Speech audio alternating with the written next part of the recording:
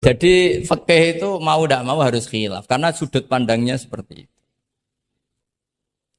Misalnya sopan itu baik. Misalnya saya di sini, kiai kamu saking sopannya itu dodok mulai sana itu bagus. Tapi nak kiaimu apa kepleset terus kue sopan. Sedang kiaimu kesemper lagi dok. Sehingga kita sebagai kiai itu mikir sopan itu bagus. Tapi kalau berlebihan kan tidak efektif kan. Cong aku pengen jedeng tuntun kayak kokono. Kalau sini tuh kan deprok terus melaku ke sini. Jadi makanya ya kita harus ngeritik juga. Sopan berlebihan juga akhirnya ada efektif. Cong sedang kiaimu tiba mati kayak lagi dok kan gitu kan. Nah, sekarang perempuan juga gitu. Mbak-mbak yang cantik tuh baik sopan apa baik tidak sopan? Baik tidak sopan. Karena kalau sopan sama Pak Wahid, ayo sopan. Mesti eleng terus raiso tuh. Tapi nak rasopan, seneng aku, gaji ini Mahatali mau piro. Itu langsung lupa. Dan itu bagus karena melupakan Nah, lo betul ini kan katanya tadi siapa yang hafal Quran? Ya nisa an-nabi lastunna ka ahadim inan nisa. Ini taqaitunna fala takhdu'na bil qaul fayatma alladzi fi qalbihi mar. Wahai orang-orang yang cantik, kalau ketemu lelaki itu jangan terlalu sopan. Fala takhdu'na bil qaul. Kalau ngomong jangan terlalu khudu. Karena bawaannya lelaki yang fi qalbihi maradun, khudu itu dianggap mau. Saya tadi ada Mbak cantik sama Pak Khairuddin atau sama Pak Wahid sopan. Mohon kalau derek guru mau, mesti pikirannya, oh maksudnya gelem tak wayo, mesti tidak wayo. Padahal maksudnya derek itu menderek mata pelajaran. Tapi utek-utek begini itu kan, yang fikol dia apa? Marot, contoh saja loh. Tapi bisa fakta. Itu mesti pikirannya itu kemana-mana. Mohon kalau derek Pak Fakhed mawon, ngomong mau ngayu, nak sengaja kan rati pikir.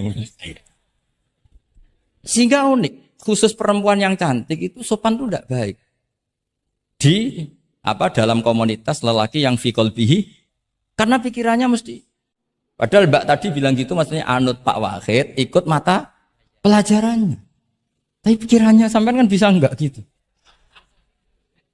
fala takhdu'na bil qauli fayatma alladzi itu hebatnya Quran jadi psikologi lelaki juga dibicarakan bawaannya lelaki kalau ketemu perempuan cantik kok sopan kok memberi harapan, itu terus golek dukun mahabbah nih. Kayak apa pinternya Quran? Nah ini sayangnya yang hafal baru 4. Padahal saya satu mobil saja tadi hafal berapa Gus? Pakai satu mobil. Karena pondok saya memang pondok takfir. Jadi yang derekno saya banyak yang hafal. Jadi satu kelas kalah dengan satu mobil. Supir saya hafal Quran, penderek saya hafal Quran yang bawakan tas ya. Oh salah jauh tetap. Yang itu kiai tidak hafal Quran. Iya, memang pondok saya pondok takfir karena memang pondok takfir. Jadi seperti itulah. Masa kamu menyarankan orang tidak sopan tidak mungkin kan? Masa kita ngajari santri-santri gak sopan tidak mungkin. Tapi kalau kamu ajari sopan, khusus yang cantik, ketemu lelaki yang seperti itu, akibatnya fayat oma alladzi fi qalbihi marad. Makanya di sarah-sarah atau di tafsir-tafsir sampai ada penjelasan wa yusannu lil ma'rati takhlidu sautiha. Perempuan disunatkan menebalkan suara untuk menghilangkan rasa apa? Syahwat lelaki tadi. Terus paling enggak misalnya enggak mau nebalkan ya judes. Misalnya ketemu Pak Wahid, "Mbak apa ning ndi?" "Gak urusanmu." Oh, itu mesti langsung lali. Nah, tapi nak jawab lah, badhe napa ngersakno napa nggih kula tak derekno jenengan riyen. Wah, bahaya. Padahal maksudnya derekno iku ya mata pelajaran, ndak ada hubungannya dengan mau dinikah. Ketemu ni naudzubillah lah kalau itu. Nah, itu fikih. Nah, saya cerita sedikit tentang kenapa fikih itu harus ada dan selalu ada khilaf. Karena itu masalah furu'iyah, apa? Saya beri contoh, ini kitab Minhajut Thalibin. Dan saya punya catatannya banyak. Oh, sampai gini, sampai sarah-sarahnya punya. Terus catatannya ya banyak. Saya bangun tidur saja bisa, saking seringnya belajar. Dan saya alhamdulillah tidak punya masalah ingatan. Jadi kadang banyak guru punya masalah apa? Ingatan. Tapi tidak perlu dianggap harus kemana gitu, ke rumah sakit apa ndak perlu, nggak ingat. Misalnya sampean tak kasih tahu. Siapa paling pinter jagomu tak bedaan. Yang namanya sujud misalnya. Sujud itu apa coba? Secara lughat. Wat ul jabha alal ardi. Sehingga Imam Rafi'i berpikir sujud itu asal ada watul jabha alal ardi ya sah adanya. Dan beliau mengklaim, ini saksinya Pak Khairuddin ini, wasabe as-sujud wa aqalluhu mubasyaratu ba'di jabati musallahu. Ya.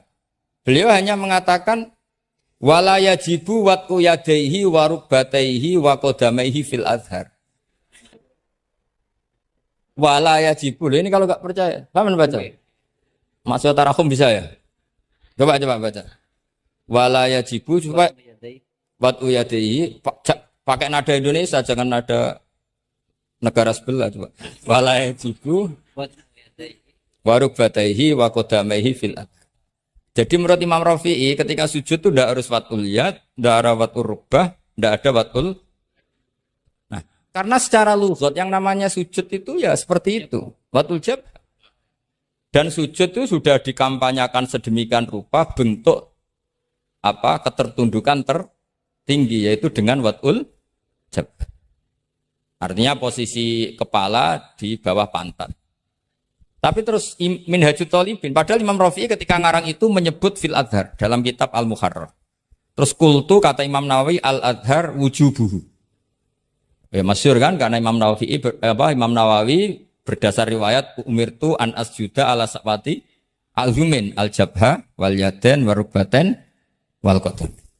Saya baca lagi ya umirtu an asjuda ala sabati al-zumin apa al-jabha wal yaden warubaten wal qadamen. Nah, andekan Imam Rafi'i ketemu Imam Nawawi, kamu ikut kubu siapa? Nawawi kan? Nah, sekarang oke, berdasar riwayat dan praktek guru-guru kita semuanya seperti itu. Kalau sujud melibatkan 7, oke itu berdasar riwayat dan berdasar perilaku guru-guru kita. Oke, secara sanad kita tidak punya pilihan, pasti seperti itu. Ikut guru. Tapi kalau pertanyaannya dibalik, saya ulang, pertanyaannya dibalik. Min asbabir riddah itu adalah sujud lisonamin. Kira-kira kalau ada orang sujud hanya watul jabah lisonamin, sudah murtad apa belum? Murtad kan? Enggak, sudah murtad belum? Termasuk murtad kan sujud lisonamin atau li ghairillah. Kira-kira untuk murtad syaratnya melibatkan 7 anggota apa cukup watul jabah? Untuk sah menjadi murtad. Nggak, misalnya kamu, jangan kamu lah, kamu potongan tidak mungkin murtad, insya Allah lah. Misalnya ada orang murtad dengan cara murtad yang fi'li. Contohnya apa? Kasujudin lisonamin. Murtad kan, ingat masih ada 3 kan? I'tiqadi, qauli, fi'li. Yang fi'li contohnya kasujudin lisonamin. Untuk menjadi sah murtad itu nunggu 7 anggota pasal watul jabah. Gak jawab, jangan ngawur saja kak biasanya aja. Udah, gak usah. Kan biasanya ngawur terus gak apa-apa, masih anak-anak aja. Hati-hati aja tetap ngawur apalagi. Nggak, menurut kamu sudah murtad belum? Ya kan murtad kan? Artinya kalau itu sah untuk menjadi murtad, harusnya juga sah untuk menjadi sujud. Karena sama-sama simbol. Sujud watul jabah faqat ya simbol takzim ke Allah setinggi-tingginya. Kenapa menjadi murtad? Karena ini simbol hormat kepada sonam setinggi. Sehingga Imam Rafi'i berpendapat sujud itu tidak harus melibatkan anggota 7. Ya kira-kira gitu logi. Makanya tadi saya juga matur Mas Hasan. Piye bukan nyamu lah, guru keduren. Maca fikih ora ono khilaf iku fikih opo? Fikih ben seru itu harus ada khilaf. Ya ini sama yang baca supaya jadi seksi. Kalau menurut Imam Rafi'i enggak ya harus jadi wala yajibu. Enggak akan keliru. Tadi kan sudah tak baca. Wala yajibu watmu yadayhi wa rukbatayhi wa qadamaihi fil adhar. Qultu al adhar wujubuhu. Sama-sama bilang al adhar. Imam Rafi'i bilang enggak wajib al adhar. Imam Nawawi bilang wajib ya al adhar. Kamu partai ditutup wallahu a'lam. Oh.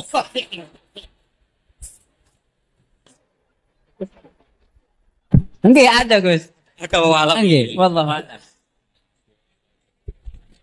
Aduh, ini nggak ada penggantinya. Pak.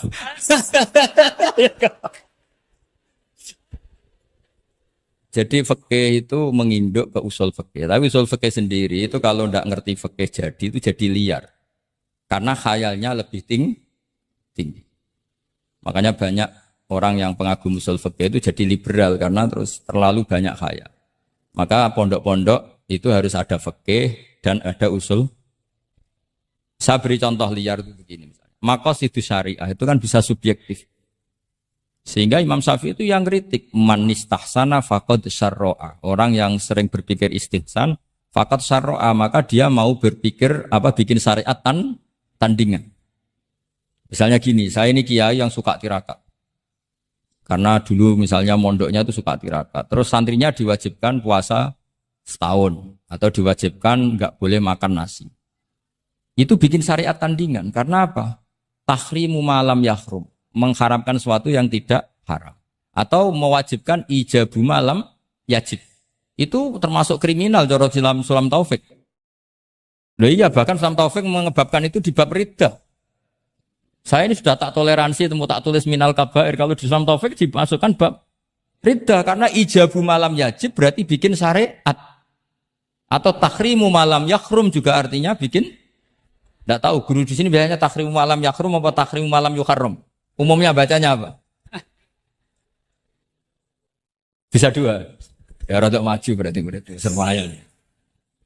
Nah, tapi kamu tidak bisa menyalahkan kiai-kiai yang mengharuskan muridnya tirakat karena itu cara untuk kasrus syahwah misalnya, untuk memecah syahwat. Tapi tetap saja nggak boleh mewajibkan karena nanti ada syariat tandingan. Nggak boleh. Syariat ini sudah sempurna, nggak boleh ada syariat baru. Yaitu disebut ijabu malam yajib atau tahrimu malam yahrum. Maka kata Mbah Mun, resikonya jadi kiai ngalim. Mbah Mun sering guyon gitu. Aku kiai ngalim jadi ribet. Apa ngaramno rokok sing darani halal yo akeh. Di halal no cah cilik-cilik. Rokok. Jadi kiai itu kan lebih tunduk ke konstitusi ilmu. Ribet. Misalnya begini, sampai tak bedai. Assalamualaikum ketika salam. Itu yang wajib salam pertama apa salam kedua? Pertama. Itu wajib niat mufarokoh apa niat menghabisi sholat atau mengakhiri sholat apa enggak perlu niat? Nah mesti ulama berdebat. Karena ketika Allahu Akbar bisa Allahu Akbar demo, bisa Allahu Akbar niat sholat. Maka untuk membedakan, lo kan bisa aja kan? Demo itu udah harus berontak enggak? Misalnya kamu ngerti perempuan yang kamu cintai, ternyata omongan Pak Guru Khairuddin kan Allahu Akbar guru kok ngono kan gitu kan. Nah untuk membedakan itu kalau untuk sholat atau untuk takjub diharuskan niat Allahu Akbar. Nah sekarang salam harusnya juga ada pikiran begitu. Ini salam karena ketemu orang, apa salam karena keluar dari sholat. Makanya selalu ada ulama yang berpendapat wajib niatul khurud minas sholat. Karena logikanya kalau Allahu Akbar wajib niat sholat untuk membedakan Allahu Akbar yang wiridan, Allahu Akbar yang takjub, Allahu Akbar yang demo. Untuk membedakan itu semua. Niat. Salam juga gitu. Salam mubalek, salam kenalan, salam apa. Harusnya pembedanya adalah niatul khurud minas sholat. Makanya saya tadi itu komplain sama Pak Khairuddin. Itu Basul Masail Fikih kok ada khilafnya. Betul orang itu kata saya. Itu yang putih. Oh yang putri itu. Nah jadi apa? Kaidah-kaidah seperti itu nggak bisa dihindari, khilaf-khilaf seperti itu nggak bisa dihindari. Ini saya baca ya misalnya contoh-contoh yang itu mulai apa? Mulai salam ya. Nah, jadi pilihan-pilihan itu misalnya di salam anajaz anha terus asani asyar assalam wa aqalu assalamualaikum wal aso jawa qultu al aso al mansur wa annahu la tajibu niyatul khurud. Jadi ada yang bilang tidak wajib, mesti artinya ada yang bilang wajib. Karena, jadi nggak ada pilihan. Setelah ada pembanding itu udah ada. Sekarang begini lagi. Ini yang ulama kadang-kadang yang nyuwun sewu andekan kita ulama itu kadang ra cocok, tapi cocok ra cocok. Ya harus didengar ini ngaji. fikih kadang ya sembrono. Tapi kok muni ngono kualat. Saya ngomong aku wae. Nak darani iktidal, menamai iktidal itu ruknun qasirun ghairu maksud. Julus bena sajdatain atau jalsah ruknun qasir ghairu. Itu banyak ahli hadis yang komplain. Ini ngawur betul fuqaha itu. Wong rukun kok ghairu maksud. Dan mereka berani bilang itu rukun sing ghairu maksud. Kusida lil fasli, hanya dimaksudkan untuk pemisah. Itu kan yo mangkelno wong rukun kok ghairu. Ternyata ulama itu punya niat begini. Setelah dikatakan ruknun qasir, maka jangan ada pesaing. Yaitu ukurannya apa? Julus jalsah benas sajdatain enggak boleh lebih lama ketimbang tasyahud akhir. Tasyahud awal sunat tuh jangan ngaji ora khatam. Tasyahud akhir apa awal? Akhir, berarti sabtu lisan pinter lah pinter. Iktidal juga ruknun qasirun, maka enggak boleh lamanya menandingi qiyam lil Fatihah. Ya, sudah jelas ya. Yang jalsah benas sajdatain enggak boleh menyaingi tasyahud akhir. Yang iktidal enggak boleh menyaingi qiyam lil Fatihah. Ternyata ulama yo mikir, disaingi ku yo ora enak. Ngene koyo kula saingi Khairuddin yo ora gelem. Ora krana sombong, disaingi itu ndak enak. Kecuali level ya. Level ya hafal Quran itu 30 juz. Itu Jibril bisa demo ke kamu. Memangnya saya hanya nurunkan ayatul ahkam. Enak saja milik. Memangnya selain ayatul ahkam enggak menarik. Itu kalian semua pasti berhadapan dengan Jibril. Coba Jibril nurunkan semuanya apa hanya ayatul ahkam? Kalau saya ketemu kan aman.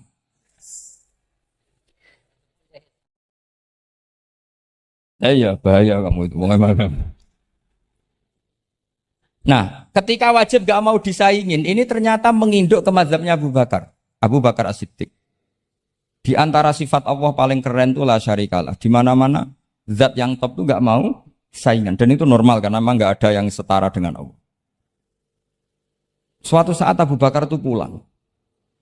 Ini nanti saya cerita fikih banyak. Kamu pasti setelah ini tambah pinter, tak jamin. Bukan barokahnya saya lah, barokahnya Mbah Mun, barokahnya Mbah As'ad. Tapi kena rasa sombong yang termasuk barokahku lah gitu ya. Kamu tidak sombong, tapi sombong juga gak apa-apa. Terus biasa salah, orang salah sombong salah liane. Abu Bakar pulang, di situ tuh istrinya menyediakan beberapa makanan untuk sahur. Itu marah besar. Apa kamu mau menandingi Ramadan sehingga puasa sunat aja persiapannya seperti ini? Bahkan sebagian riwayat itu beliau memukuli kidrun, jadi itunya ada yang dirusak lah kira-kira. Ini dengerin betul, nanti akibatnya di fikih. Makanya di fikih apa? Sholat fardu itu gak mau kesaingan. Sholat fardu wajib qiyam liqadirin. Gak boleh sholat sunat bersyarat begitu. Harus sah qu'ud meskipun ma'al qudrah. Karena fardu itu gak mau kesaingan. Jadi fardu ya rada egois kira-kira gitu. Nah, mesti sama lagi krungu iki gitu. Maksudnya sering roh hukumnya tapi baru tahu logika ini. Loh aku rasul don soal yakin. Yakin.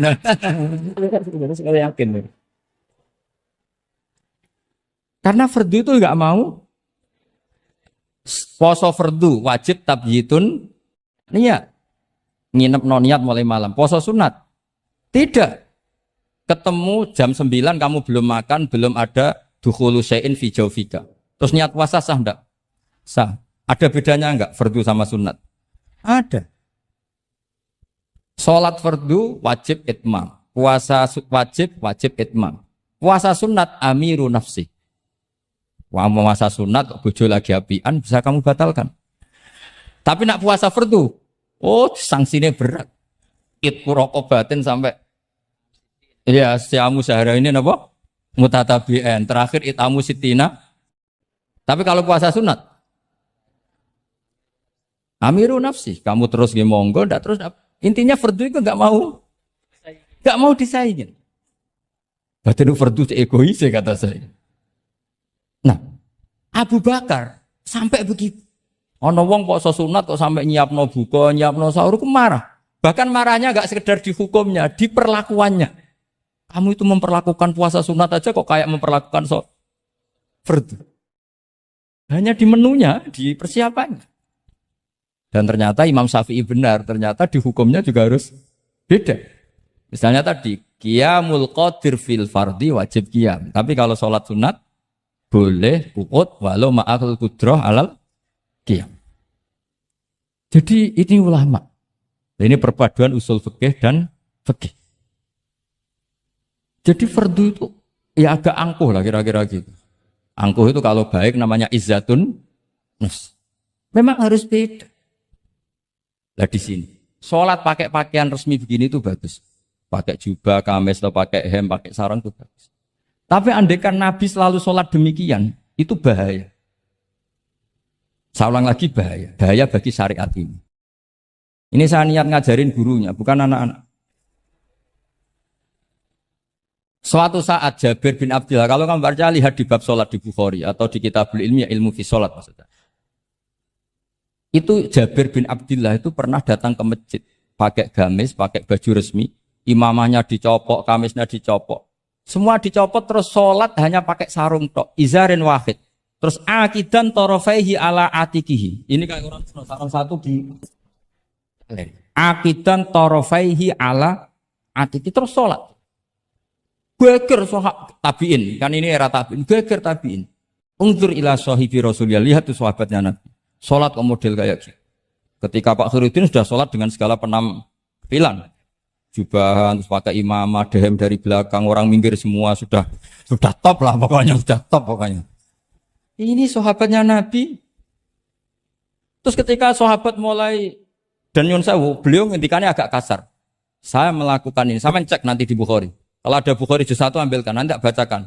Apa cukup nanti tanya gurunya? Tanya saja nanti ya. Kalau 5 menit menemukan berarti dia sudah paham. Kalau ngasih waktu 1 hari masih cari-cari berarti. Ukurannya gampang. Kalau saya setengah menit langsung ketemu. Nanti ya cukup gurunya ya. Nanti kasihkan. Kalau bilang besok berarti belum tahu. Tapi kalau 5 menit kok ketemu ya sudah lumayan.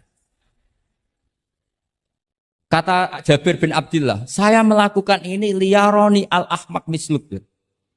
Keras sekali. Saya melakukan ini supaya orang ahmak kayak kamu itu tahu. Ahmak itu terjemahnya nggak usah diterjemah. Ya play jahil atau teman akrabnya apa? Jahil. Jahil yang agak kebablasan itu namanya apa? Ahmak. Jahil yang ya sudah seperti itu. Ternyata itu berkahnya Masya Allah sampai sekarang. Beliau terus ngendikan, ra'aitu Rasulullah sallallahu alaihi wasallam yusolli hakadha akidan tarafai izari ala atik. Andaikan itu enggak pernah dilakukan seorang sahabat yang bersaksi Rasulullah pernah melakukan itu, maka kita akan menganggap sholat jubahan resmi seperti itu menjadi syarat sah. Pakai hem seperti ini resmi menjadi syarat sah. Barokahnya itu diketahui, oh yang paling pokok itu satrul aurah, yaitu mabena surah warubah. Jadi tidak konsisten itu kadang penting untuk menjaga varian hukum. Loh Nabi itu nggak pernah terawih. Andaikan Nabi terawih terus, maka akan dikira terawih itu wajib. Nah barokahnya nggak pernah terawih, itu kamu bisa nggak terawih kan? Gitu. Maksudnya ya boleh nggak terawih. Ya, kalau nanti pengurus mewajibkan, carikan takbir sulam taufik ijabu malam. Bisa masalah besar itu. Tidak. Ini cerita ilmu, tidak cerita perilaku. Tidak. Ini cerita ilmu, tidak cerita apa? Perilaku. Pak. Jelas kan? Jadi kadang seperti itu penting. Sholat itu ada waktunya. Sekali waktunya habis, normalnya sudah tidak wajib. Ya enggak? Kamu mau sekolah, selesainya jam 12. Kamu bangun setengah 1. Harus sekolah apa tidak usah? Karena momen sekali kelewat kan? Nggak bisa diulang. Kan? Normalnya sholat qadha itu tidak wajib. Normalnya. Karena momen waktunya sudah habis. Dan qadha normalnya juga nyuwun sewu haram. Normalnya. Tapi berhubung Pak sering qadha terus bilang nggak haram kan? Karena yang qadha bukan hanya santrinya tapi apa? Gurunya. Tapi nyuwun sewu, Nabi itu tahu ditakdir qadha. Saya tidak bilang Nabi qadha, ditakdir qadha. Ini bedanya Nabi dengan kamu. Nabi pernah ditakdir qadha. Dan nyatanya Nabi tetap sholat. Akhirnya jadi syariat qadha itu tetap. Andai kan Nabi tidak pernah qadha, maka orang cara berpikir, waktunya kan sudah habis. Pasti malaikat bagian nyatet sudah enggak ada. Lah lha apa sholat wong sing nyatet wis tutup buku kan?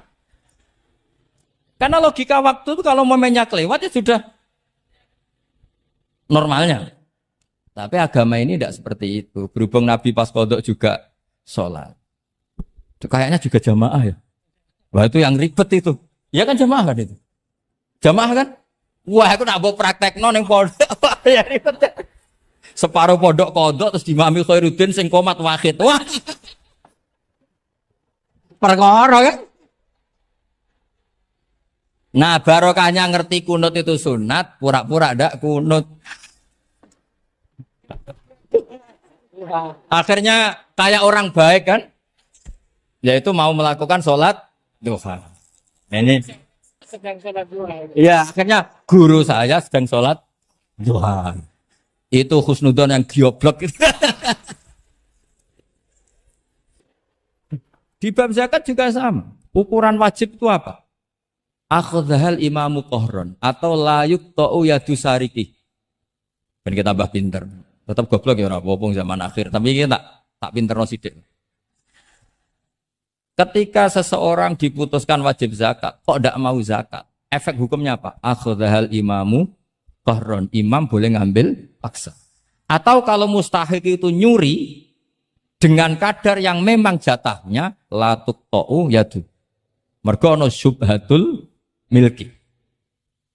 Jadi, paham ya? Jadi sampean misalnya fakir, tanggane Pak Khairuddin gak gelem zakat, nyolong jatah. Andaikan dia lomo mustahik kamu itu dapat sekian. Itu enggak boleh dipotong tangannya karena kamu ngambil jatah. Jadi sekali diputuskan wajib itu punya akibat akhadhal imamu qahron atau la tuqta'u yadu sari. Jadi itu fikih. Jadi fikih itu konsisten.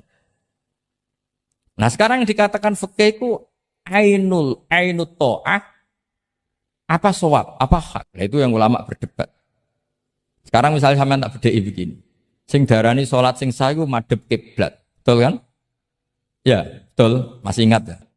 Sekarang madhep kiblat itu menjadi baik karena nurut Allah apa karena madhep kiblat? Karena nurut Allah. Sehingga semangat fikih itu semangat taat ning Allah. Falau sholla arba'a raka'atin bi arba'i jihadin itu enggak perlu i'adah. Karena ketika aku istihad sana itu kiblat, rakaat kedua rubah ke sana, rakaat ketiga rubah. Allah ngitungnya, saya iku capek oleh kepin roh kiblat tenanan, nganti spekulasi ping 4. Artinya apa? Karena kadang Allah itu butuh taat apa butuh kasile. Butuh taat. Nah, ini yang paling angel. Tapi di dalam banyak hal kaidah fikih itu al-ibrah bima fi nafsil amri. Kadang bima fi dzonil mukallaf wa bima fi nafsil amri. Kadang mu al-ibrah bima fi dzonil mukallaf la bima fi nafsil amri. Jadi selalu fikih itu khilaf. Fikih yang furu'iyah maksudnya, yang furu'iyah. Ini kadang-kadang rada angel. Nah, sekarang misalnya seperti itu. Ijtihad tadi. Ijtihad itu apa coba? Ya tadi, ketika Anda sholat madhep sana, terus taghayyara ijtihaduka dan memutuskan kiblat ke sana, kamu harus nuruti ijtihad kamu apa enggak? Harus nuruti kan? Karena kalau kamu teruskan di rakaat kedua madhep sana, berarti kamu ibadah dengan cara yang kamu yakini salah. Maka harus rubah. Karena ada kaidah al-ijtihad la yunqadu ijtihad. Kok ijo, ya pinter iso nerusno. Nah, ternyata itu sudut pandang kalau dengan kaidah itu sehingga lau sholla arba'a raka'atin bi arba'i jihadin sohat sholatu. Tapi kalau dibalik al-ibrah fil ibadah itu bima fi dzonil mukallaf wa bima fi nafsil amr. Nah, kalau andai kan sudut pandangnya pakai kaidah itu, berarti kan pasti ada 3 jihad yang salah. Pasti apa mungkin? Pasti. Nah, kenapa di bab al-ijtihad itu ditoleransi? Padahal jelas yang 3 ini tidak fi nafsil amr. Lagi-lagi tidak semua ulama cara pandang sama. Yang satu pakai kaidah ini, yang satu pakai kaidah. Makanya saya sering mencontohkan berkali-kali. Kalau kamu ingin sowan saya enggak jadi enggak apa-apa, tetap baik. Karena kemungkinan seneng kiai ya dua. Dulu saya sering bicara cerita.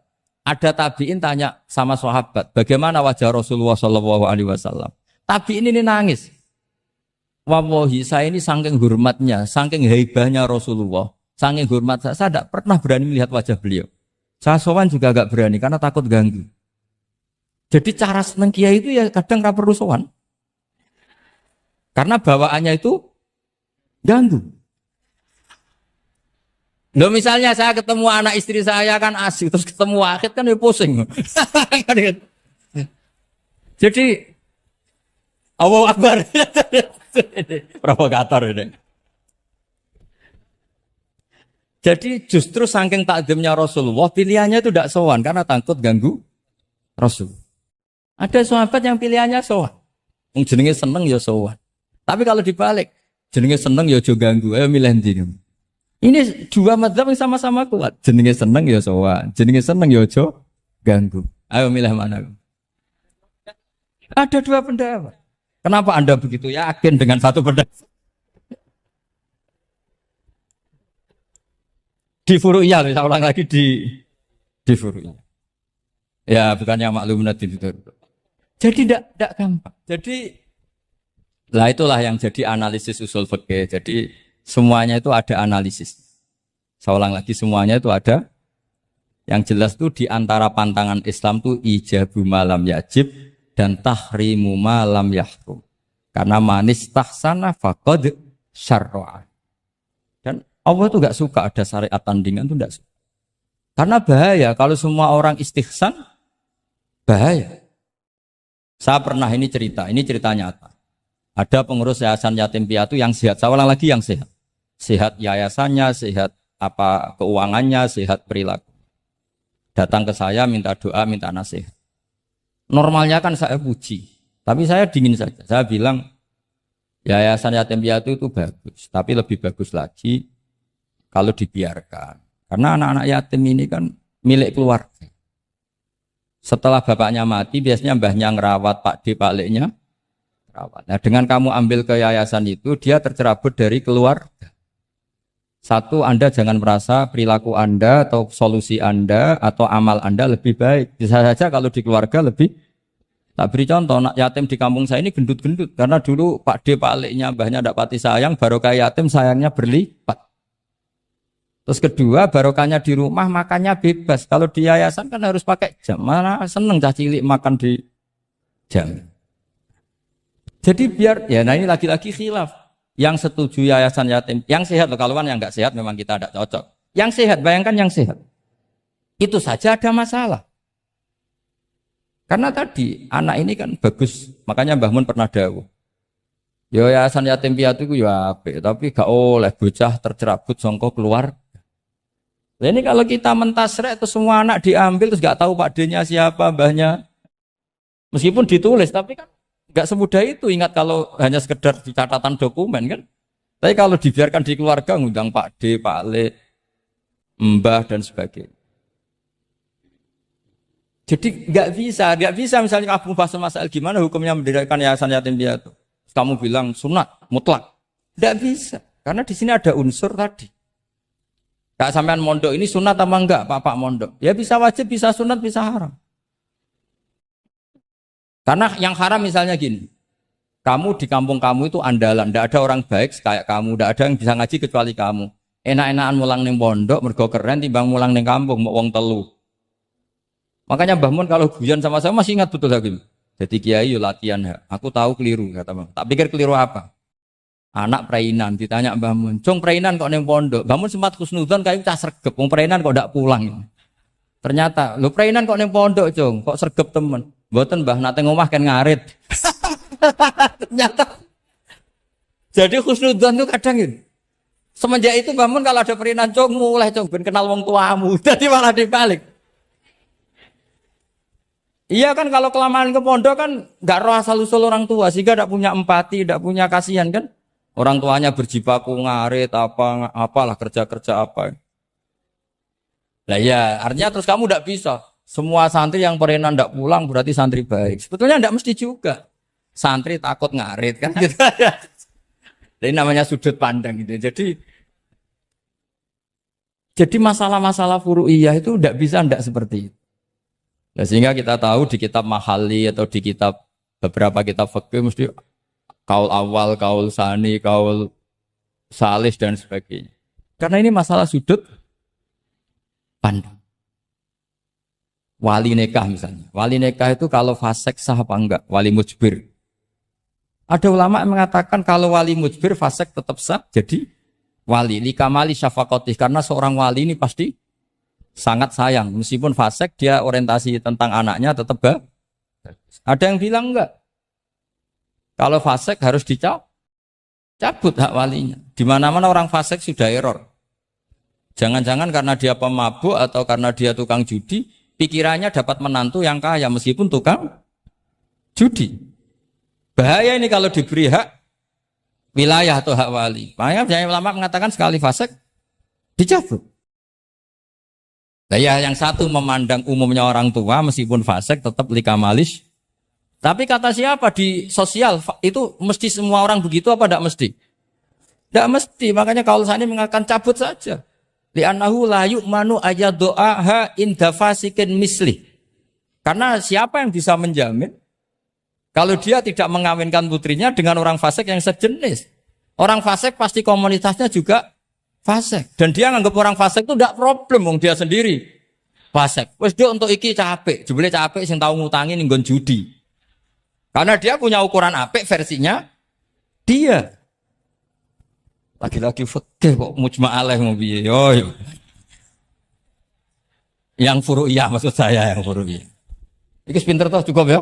Sudah 45 menit. Mohon ngoten mawon. Assalamualaikum warahmatullahi wabarakatuh.